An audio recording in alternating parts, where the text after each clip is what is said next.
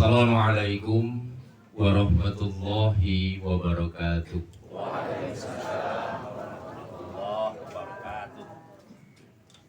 Alhamdulillahilladzi khalaqal mauta wal hayata liyabluwakum ayyukum ahsanu amala. Asyhadu an la ilaha illallah wahdahu la syarikalah wa asyhadu anna Muhammadan abduhu wa rasuluh la nabiyya wa rasula ba'da. Allahumma salli wa sallim wa barik ala Muhammad wa ala alihi wa ashabihi wa man tabi'ahum bi ihsanin ila yaumil qiyamah. Wa qala Allah ta'ala fi kitabihil karim, bismillahirrahmanirrahim, ma 'indakum yanfadu wa ma 'indallahi baqa wa lan najziyanna alladhina sabaru ajrahum bi ahsani ma kanu ya'malu. Wa qala aidan bismillahirrahmanirrahim, kullu man 'alaiha fan wa yabqa wajhu rabbika dzul jalali wal ikram. Al-ayah amma ba'd. Keluarga besar Sahibul Musibah yang saya hormati, dan selalu kita berdoa mudah-mudahan seluruh anak, cucu, cicit yang ditinggalkan senantiasa dalam kesabaran. Bapak, Ibu, jamaah takziin yang saya hormati, para alim, para ulama, para asatid, para tokoh, juga sesepuh kampung, tokoh adat yang berkesempatan hadir pada takziah di malam yang ketiga ini yang saya hormati. Pertama, kita senantiasa bersyukur kehadirat Allah Subhanahu wa Ta'ala yang masih melimpahkan nikmat, karunia, hidayah kepada kita sekalian, sehingga pada malam hari ini kita bisa bermuamalah hidup di tengah-tengah masyarakat ini, saling menguatkan, terutama apabila saudara kita mendapatkan musibah. Dan inilah salah satu ajaran Islam yang mesti harus kita lestarikan. Salawat dan salam Allah tetapkan atas baginda Rasulullah Muhammad sallallahu alaihi wasallam, kepada keluarga, para sahabat, dan kita sekalian yang senantiasa istiqomah di dalam mengikuti sunnah-sunnahnya ila yaumil qiyamah. Amin ya rabbal alamin. Bapak, Ibu, saudara-saudaraku yang saya hormati, saya sebelum menyampaikan tausiah ini mohon maaf barangkali ada yang bosan. Lo lagi. Semalam Pak Tino, sekarang Pak Tino Manik, bosan misalnya. Maka biar tidak bosan saya ganti baju. Semalam pakai jubah putih, sekarang saya pakai jubah apa nih warnanya? Biru ya? Saya kira merah, biru. Biar nggak bosen Pak. Semalam pakai peci hitam, sekarang pakai peci putih. Dan ini sebetulnya bukan satu kebetulan ya. Saya mendengar dari Adinda Muzamil, mestinya yang menyampaikan tausiah malam ini bukan saya. Ada ustadz yang lebih mumpuni, lebih kondang. Tapi menjelang asar ada informasi ustadznya berhalangan hadir. Karena itu Ananda Muzamil minta saya membadalkannya. Kata orang seberang, kalau tidak ada rutan, akar jadilah. Nah, saya malam ini menjadi akar. Tapi kalau ternyata akarnya akar tunggang dan itu memang membahayakan, mohon maaf. Karena ada akar serabut, ada akar tunggang. Ini membela diri. Kemudian yang selanjutnya juga sebelum menyampaikan pengajian, anggaplah Ibu tamong ina wangi kamse unyine. Ibarat nonton sinetron, anggaplah ini episode kedua. Semalam episode pertama, ini episode kedua. Yang juga masih akan membicarakan tentang kehidupan ini. Mau dibawa kemana kehidupan ini? Kalau yang meninggal sudah, insya Allah sudah menerima kebaikannya di alam barzah, almarhumah. Lah kita ini, kita belum tahu nasib kita, Pak. Apakah di alam barzah nanti akan mendapatkan nikmat kubur atau justru mendapatkan siksa kubur? Tapi kalau melihat wajah-wajahnya kayak banyak mendapatkan siksa kubur. Enggak. Soalnya cuma guyonan saja. Nah, kalau melihat wajah-wajah ini ahli mendapatkan nikmat kubur. Amin. Pokoknya diaminkan saja lah, Pak. Masalah nanti jadi atau enggak jadi, yang penting amin. Itu harapan kita. Nah, Bapak sekalian, kalau semalam barangkali masih ada yang ingat ceramah saya bicara tentang siapa sebetulnya orang yang cerdas di dalam pandangan ajaran agama Islam. Masih ada yang ingat orang yang cerdas itu siapa, Pak? Orang yang banyak mengingat kematian dan memperbagus bekal setelah kematian. Jadi akyasuhum aktsarul maut dzikran wasti'dadan wa ahsanuhum isti'dadan. Itu. Nah, malam ini saya akan sedikit lebih masuk pada persoalan tentang kematian. Bapak Ibu, saking saya seriusnya yang ngisi pengajian ini, tadi saya bikin kopelan, Pak. Takut salah, karena ceramah di tengah-tengah para ahli surga ini harus hati-hati. Jadi sebelum ahli surga tentu ahli neraka. Kan di neraka dulu walaupun nggak lama. Ya, mungkin saya sehari, bapak-bapak 10 tahun, nggak masalah. Atau dibalik kan. Nah, malam ini kita akan sampaikan tentang 4 nasihat Rasulullah Sallallahu Alaihi Wasallam terkait dengan kematian. Kira-kira kalau yang ngasih nasihat itu Rasulullah itu benar atau salah kira-kira? Percaya atau bimbang? Kalau yang ngasih nasihat cuma kelas Pak Sutino, kelas Ustadz Nasir, Bapak Ibu nggak harus percaya. Karena memang kami ini adalah ustadz-ustadz kampungan. Ilmunya nggak seberapa. Tapi kalau yang menyampaikan nasihat ini adalah Rasulullah Sallallahu Alaihi Wasallam yang paham betul tentang kehidupan ini. Bahkan saking pahamnya, Allah mengamanatkan kepada beliau untuk membimbing umat akhir zaman ini. Tentu kita tidak boleh syak, tidak boleh ragu. Siap mendengarkan Pak nasihat itu? Siap, insyaallah. Mudah-mudahan nanti hikmah dari pengajian takziah ini akan bisa merubah kehidupan kita dari yang main-main menjadi sungguh-sungguh serius gitu. Jadi begini sekalian. Berangkat dari informasi Al-Quran dalam Quran surat Al-A'raf ayat yang ke-34. Surat ke-7 ayat 34. Nanti bisa dibuka di Quran kita masing-masing. Allah Subhanahu wa taala mempermaklumkan Bismillahirrahmanirrahim. Wa likulli ummatin ajal. Fa idza jaa ajaluhum la yastakhiruna sa'atan wa la yastaqdimun. Ini yang ngasih informasi Allah Subhanahu wa ta'ala. Tapi orang hari ini kadang-kadang peringatan Allah itu kurang direspon. Malah lebih banyak merespon penjual tahu bulat. Dari kesini nggak tahu bulat? Wah itu, kalau udah tahu bulat, tahunya bulat-bulat, gimana rasanya? Enak sekali, oi, keluar semua orang sekecapi ini. Tahu bulat.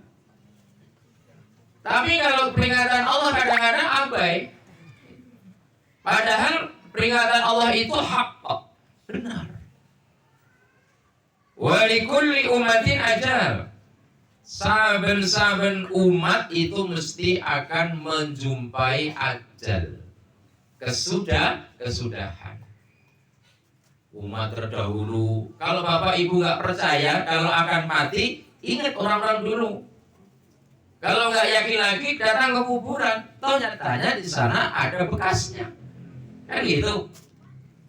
Jadi kalau ada orang hari ini meragukan kematian, itu nggak ngerti lagi nih, otaknya ditaruh di dengkul tuh. Iya. Kan ada di negeri ini orang hebat ngomong gini, para ustadz itu ngomong sok tahu aja lo kehidupan di alam kubur, sok tahu aja lo kehidupan di akhirat, kayak udah pernah ke sana aja. Pernah dengar orang ngomong gitu? Nggak usah ngomong, nggak enak. Iya. Itu menggambarkan nggak nyambung, Pak. Dia nggak pernah ngaji. Gimana mau paham?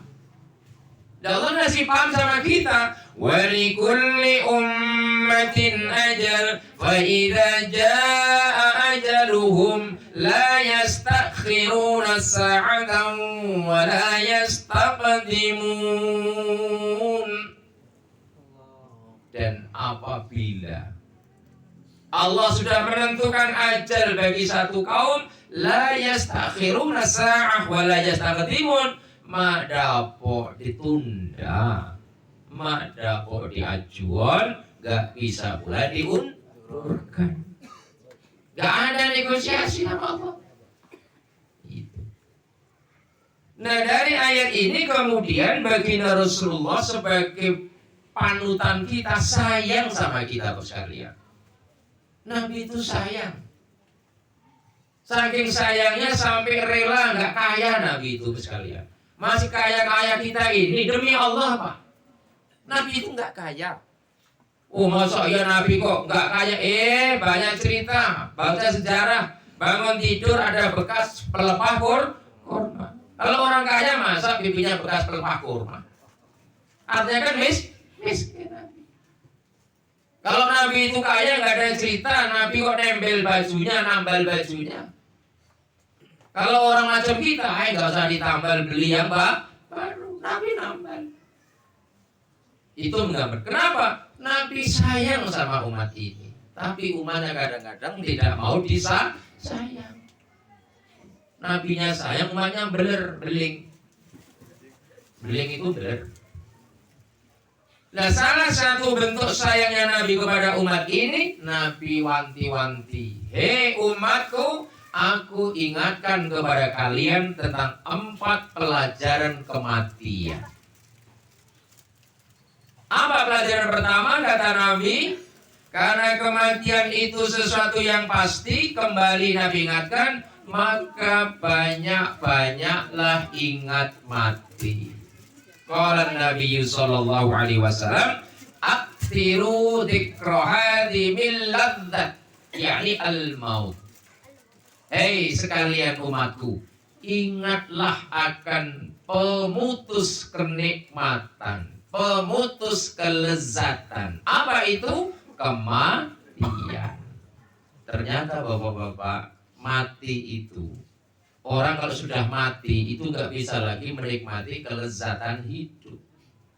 Jangankan sudah mati, ketika sakit parah saja sudah dicabut kelezatan hidupnya.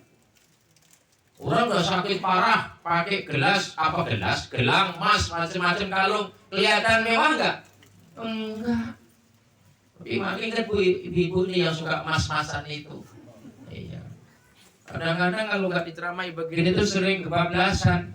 Semuanya digantungin emas, leher, tangan, kaki, hidung tadi cubles kasih emas. Ingo agama dihamdi dan tabaruj. Kalau sudah terbaring kaku walaupun pakai emas 2 kilo kelihatan jelek. Lah kata Nabi, hadhimil ladzat, pemutus kenikmatan itu namanya kematian. Cuma sekarang Bapak perhatiin pelan-pelan tapi pasti kita ini. Dulu waktu muda gagah nihan, semuanya dimakan kan? Iya. Jangankan yang lunak-lunak, yang keras pun juga dimakan. Kan masih gagah, gigi masih kuat. Ya, lama-lama dikurang. Dulu kalau buka puasa, kalau nggak minum es, nggak mantap kan? Sekarang begitu minum setengah gelas, langsung badannya panas, dingin. Kenapa mau? Aisyah minumnya. Jenuh minum es. Padahal cuma sedikit. Itu tanda-tanda itu, Pak. Tanda-tanda. Iya. Dulu waktu masih gagah, upaya 6 tumpuk diremuk sekali, Pak. Iya. Gak mampu dia. Sekarang baru kesenggol 1 saja, udah maki-maki, woi. Dia salahkan payek. Dia gak menyalahkan hidupnya. Apa sekarang kena payek 1 saja mulai teriak-teriak? Itu tanda-tanda, Pak. Iya. Dulu yang namanya makan itu gak mantang. Sekarang ini begitu makan sate mulai darah cakak, darah naik, darah cakak. Iya. Mulai kepala pening. Itu udah tanda-tanda. Dan nanti mati itu putus lezatnya. Walaupun waktu usianya senang harta, nggak ada kelezatan punya harta. Walaupun dulu punya kedudukan, nggak ada lezatnya punya kedudukan. Maka itu yang dibenci manusia. Dalam hadis dikatakan, ithnani yukrihun nas. 2 hal yang sangat tidak disukai manusia, termasuk kita semua. Apa yang pertama? Yukrihul maut wa qillatul mal. Manusia itu membenci kematian dan membenci kalau hartanya berkurang. Itu kita aslinya. Untung kita ini dididik Rasulullah dengan ayat-ayat, dengan hadis-hadis. Kalau enggak ngerti lagi saya, kita semua ini. Nyasar semua, zalim semua, Pak. Tapi secara hakikat sama. Isnani yukrihun nas. 2 hal yang sangat dibenci manusia. Manusia itu benci kematian dan benci kalau hartanya kurang. Udah banyak masih kurang. Maka ingat nasihat Nabi. Aktiru atau perbanyaklah kalian dzikra hadhihi ladzat, yani al-maut. Banyak-banyak ingatlah akan pemutus kelezatan hidup, hai umatku, yaitu kematian. Saudaraku Halim, adindaku Muzamil dan semua yang hadir ini, kalau orang-orang terkasih, orang-orang yang kita sayangi pergi, gak usah kaget. Kalau kita menganiaya sesuatu, apakah itu benda, orang tua, anak, istri, tiba-tiba hilang, gak usah terkejut ibu-ibu. Loh kok gitu, Pak? Loh, tadi di mukadimah saya sitir Quran surat 16 ayat 96. Surat An-Nahl. Baca nanti. Allah ingatkan gini. Ma indakum yanfadhu wa ma indallahi baqta.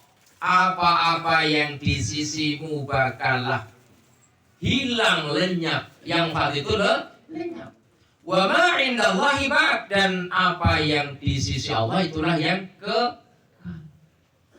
makanya boleh orang tua meninggal sedih, anak meninggal sedih, tapi kemudian dikembalikan kepada ayat ini. Oh iya, semuanya akan hilang. Termasuk kita yang ngomong pun juga akan hilang. Tapi kan perlu latihan begini nih, Pak. Orang kalau nggak diingatkan dengan ayat, begitu yang disayangi hilang, stres dia. Baru anaknya dilihat, meninggal anaknya. Bikin puisi, ya Allah nak, kenapa tidak Datuk dulu yang mati, kok kamu duluan? Oh gak boleh begitu. Baru anaknya disenapa, diutang, ditimang-timang, kok mendahului, coba Datukmu dulu. Gak bisa milih. Ingat, ma indakum yang fadu wa ma indallahi baq. Bahkan bukan hanya urusan kecil-kecil, Pak. Di surah Ar-Rahman 26-27 itu, yang sering bapak-bapak ibu baca itu. Kullu man 'alaiha fan wa yabqa wajhu rabbika dzul jalali wal ikram. Semua apa yang ada di bumi ini Apakah yang bernyawa atau tidak bernyawa? Fana, hancur. Yang di depan saya ini lama-lama juga hancur. Yang ceramah juga lama-lama hancur. Tinggal nunggu waktu kita ini, Pak. Udahlah, walaupun Bapak mau pakai apa, pakai jimat, mau pakai alat kecantikan, ya lama-lama juga hancur, Mak. Nah, kayak apa ibu-ibu yang sekarang sudah tua dulu jadi kembang desa namanya. Bikin laki-laki kesandung. Sekarang ya udah kisut semua. Hati-hati. Maka anak-anak muda yang gadis-gadis nggak usah lah, sudah kemayu. Perawatan wajah saja sekali perawatan 500 juta. Lama-lama juga keropos, kisut habis. Ini nasihat yang pertama. Nasihat kedua, ibu-ibu sekalian, biar nanti nggak terlalu malam. Apa kata Nabi? Kematian itu bagi seseorang itulah hari kiamat dia. Jadi kiamatnya seseorang adalah kematian. Artinya apa? Kalau sudah kiamat, ya sudah nggak ada lagi untuk menambah kebaikan. Selesai. Kecuali seperti saya katakan, waktu hidupnya dia memiliki 3 aset. Amal jariyah, ilmu yang dimanfaatkan, kemudian anak yang soleh dan soleha. Selesai mati, selesai sudah, puput. Habis. Ya. Lalu sementara kalau kita bandingkan hidup dengan mati itu panjang mati, Pak. Hidup ini berapa sih paling mentok? Umat Nabi itu kan kira-kira 100 tahun kan? Sudah kalau ngebayangin alam barzah itu kapan enggak? Masya Allah. Nunggu kiamat kapan, nanti belum di yaumul ba'as, yaumul mahsyar, yaumul hisab, yaumul mizan. Panjang nih Han. Kalau pas ketika itu nasib kita bagus, enggak terasa seperti kilatan hari. Tapi kalau kita termasuk ahli dosa, udah kita ahli dosa, anaknya nggak ada yang bisa berdoa. Nasib sampeyan, Mbak. Itu kata malaikat, rasain lo. Itu. Jadi ingat, begitu mati itulah kiamatnya seseorang. Yang ketiga, apa nasihat Rasulullah? Orang kalau sudah mati itu semuanya ditinggal. Ini ada hadis cakep nih. Qala Nabi sallallahu alaihi wasallam, yattabi'ul mayyita salasah. Maluhu wa ahluhu wa amaluhu. Fayarjisnani wa yabqa wahid. Yarji'u amaluhu wa ahluhu wa yabqa amaluhu. Rawahu Bukhari Muslim. Yo, artinya hadis lahu terus itu. Ini Pak sekalian. Yattabi'ul mayyita salatah. Mayat itu akan diikuti oleh 3 hal. Mayat itu. Jadi kalau bapak-bapak, saudaraku, gotong mayat ke alam kekuburan itu yang mengikuti 3. Apa itu? Pertama, ahluhu, saudaranya. Kalau yang meninggal istri, kalau suaminya masih hidup, suaminya. Atau anak-anaknya, atau cucu-cucunya. Itu namanya ahluhu, saudaranya. Yang kedua, wamaluhu, hartanya. Paling tidak hartanya apa yang dibawa? Ada bantal, ada selimut, paling tidak. Ambal. Yang ketiga, wa amaluhu, dan amalnya. Jadi ibu, bapak, kalau kita melihat mayat digotong, mayat dibawa ke kuburan, itu yang ngiringi 3. Keluarga, harta, dan amal. Dikatakan Nabi gini, fayarji'u isnani wa yabqa wahidun. Nanti yang 2 itu pulang, balik. Terus yang satunya tetap tinggal mendampingi si mayat. Dari 3 pendamping tadi, 3 pengawal tadi, yang 2 balik luat mit lamban, yang 1 setia menemani mayat. Mana yang kurang? Yarji'u aluhu wa maluhu. Harta dan saudaranya pulang. Wa yabqa amaluhu, sementara amalnya yang mendampingi dia. Pikir baik-baik ini Pak. Ini kata kunci kehidupan ini. Yang dua balik lagi, yang satu tetap di sono. Ada nggak orang ngantar mayat kemudian ikut nyungsep di situ? Sekalian saja Pak, saya ingin dampingi mak. Maksudmu? Ya biar mak gak kesepian. Walaupun waktu pas nikah kata suami kata istri pada membual, pokoknya cintaku hanya untukmu mah. Begitu pula saya Pak itu. Pokoknya hidup semati prek. Kalau bahasa Jepangnya belgedes. Hidup semati apa? Buktinya begitu. Istrinya mati duluan, suami mah agak tandro. Iya. Udah mak, mudah-mudahan diterima amalmu. Ayah gak ngulang. Selang 3 bulan kawin, luwot aja kerjaan. Gekau gawat sama bubai. Lihat repo sayang doa sama bakas kan. Wah miwang, waduh Pak. Siapa lagi nanti yang ngurusi kita anak-anak? Air mata buaya. Susah itu miwang. Ijazahnya tanda kuburan. Wah dipapak-papak sambil pakai kerudung hitam itu. Miwang, ya Allah. Seminggu 2 minggu mata masih sembab. Selang 3 bulan kok ada WA masuk. Boleh kenal kawin, luwat, suami diajak di alam kubur, istri senang, makanya jangan terlalu cinta. Bohong itu Pak. Iya. Hidup semati. Mana hidup semati? Ingat Pak. Harta saudara nggak ada yang mau masuk ke sana. Yang setia cuma amal. Makanya saya ada cerita nyata ini bukan cerita bual, bukan. Sungguh-sungguh terjadi Pak. Boleh saya cerita ya Bapak Ibu ya? Ada satu keluarga ini. Keluarga ini dikaruniai 4 orang anak. Kebetulan anak pertama itu kembar. Anaknya 4, tapi yang anak pertama itu kembar. Anak pertama itu yang laki dikasih nama Anis. Langsung ingat Anis Baswedan. Iya. Yang kedua Anas. Karena laki perempuan ini Pak. Kembar. Anak kedua namanya Harben. Karena agak Indo namanya agak nyentrik ini. Nah yang terakhir namanya Amsal. 4 anak ini. Saat orang tuanya sudah tua renta, udah sakit-sakitan, bapak yang malang ini kemudian dia hanya bisa berbaring di tempat tidur, gak bisa apa-apa lagi.